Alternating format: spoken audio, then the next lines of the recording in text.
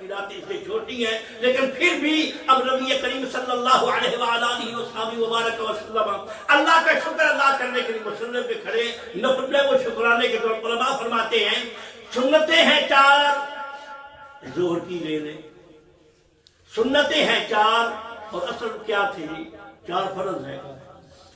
اب علماء فرماتے ہیں کہ اللہ نے اپنی طرف سے 4 فرض ظہر کی عطا فرمائی، کی تفصیل اور ہے کہ وہ پہلے کتنی تھی پھر اس کے بعد کتنی، میں نے صرف یہ عرض کرنا ہے 4 فرض اللہ نے عطا کیے۔ اب اللہ نے جب یہ 4 فرض عطا کیے تو اس وقت یاد کیا آتی ہے، تھے تو 50، لیکن میرے رب نے کرم کر کے ان کو 50 سے ہٹا کر 5 بنا دیا۔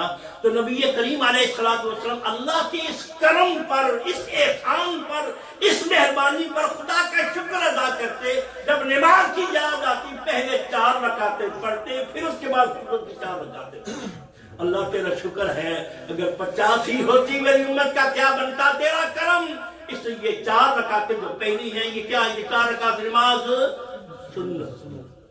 سنت کا کیا مطلب ہے، اللہ نے اس کا حکم نہیں دیا، حضور صلی اللہ علیہ وسلم کی سنت ہے۔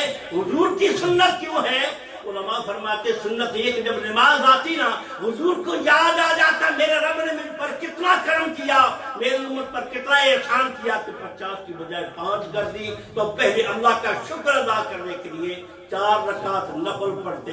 حضور کے لیے نفل تھے کیونکہ حضور کا عمل مومنوں کے لیے سنت ہوا کرتا ہے، اس لیے ان کا نام ہو گیا سنت۔ پھر اس کے بعد جب نماز پڑھ لی پھر نبی کریم علیہ السلام تیرا کرم اگر نہ ہوتا تو میں نماز کیسے پڑھتا، حضور 2 رکعتیں اور شکرانے کی پڑھتے، 4 سنتے 4 فرض، پھر اس کے بعد 2 سنتے۔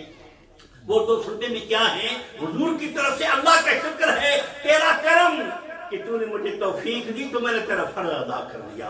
اب اہل ایمان صحابہ انہوں نے معمول بنا لیا، 4 سنتے 4 فرض، اب 2 سنتے۔ اس کے بعد اللہ تیرا شکر ہے کہ تو نے ہمیں اپنے فرض پر بھی عمل کی توفیق دی، اپنے حبیب کی سنت پر بھی عمل کی توفیق دی، اس لیے شکرانے کے 2 رکعت نماز نفل اللہ اکبر۔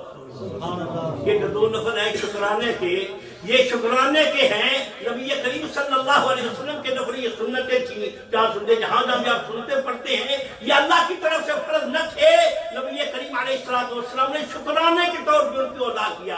اچھا جی، اب ام المومنین عائشہ صدیقہ عرض کرتی ہے یا رسول اللہ صلی اللہ علیہ وسلم نماز اتنا لمبی پڑھی جاتے ہیں گناہوں کی بخشش کے لیے، سرکار آپ کے صدقے تو باقی گناہگاروں کے گناہوں کو بھی اللہ نے بخش دیا ہے، پھر اتنا لمبا کھڑا ہونا کہ پاؤں میں ورم پڑ جائے، ان میں سے خون رسنا شروع ہو جائے اور جسم سارے کا سارا جو ہے اس میں بھی تکلیف ہونا شروع ہو جائے، حضور اس کا کیا مطلب ہوا؟ حضور کیا فرماتے عائشہ افلا اکون عبدا شکورا، تو چاہتی ہے کہ میں اللہ کا تھینک یو ادا نہ کروں، میں اللہ کا شکر گزار بندہ نہ بنوں؟ اس نے مجھے سارے رسولوں کا سردار بنایا ہے، حق یہی بنتا ہے اس کا شکریہ ادا کرنے کے لیے ساری رات مصلی پہ اس کے سامنے کھڑا رہو، یہ شکرانہ ہے۔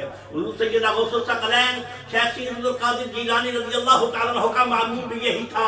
آپ نے علماء کرام سے سنا، کاش کہ آپ کو کسی جمعرات کو اب تشریف لانے کا موقع ملتا تو آپ سن لیتے۔ حضرت مفتی اقبال صاحب چشتی نے فرمایا اور یہ واقعی کتابوں میں موجود ہے، حضور سیدنا غوث پاک رضی اللہ تعالیٰ عنہ پوری رات 2 رکعت نفل پڑھتے، 15 سے 12 پہلی رکعت میں، 15 سے 12 دوسری رکعت میں، 2 رکعتوں میں ہر رات پورا قرآن ختم کر دیا، ہر رات۔ اچھا پھر طریقہ کیا ہوتا تھا، دائیں ٹانگ پہ دوسرے پر بوجھ نہیں دینا ہے، پہلی رکعت میں سارا بوجھ دائیں ٹانگ پہ اور دوسری رکعت میں سارا بوجھ بائیں ٹانگ پہ۔ تو کہتے یا حضرت یہ کوئی طریقہ، آپ خواہ اپنے آپ کو تکلیف دیتے ہیں۔ فرماتے ہیں سن، اگر سارے غوثوں کا سردار غوث اعظم مجھے خدا نے نہ بنایا ہوتا میں بھی کم کرتا، جب اس نے کوئی اپنی بارگاہ سے مجھے دینے میں کمی نہیں چھوڑی تو میں کیوں کمی چھوڑوں اس کا شکر ادا کرنے میں؟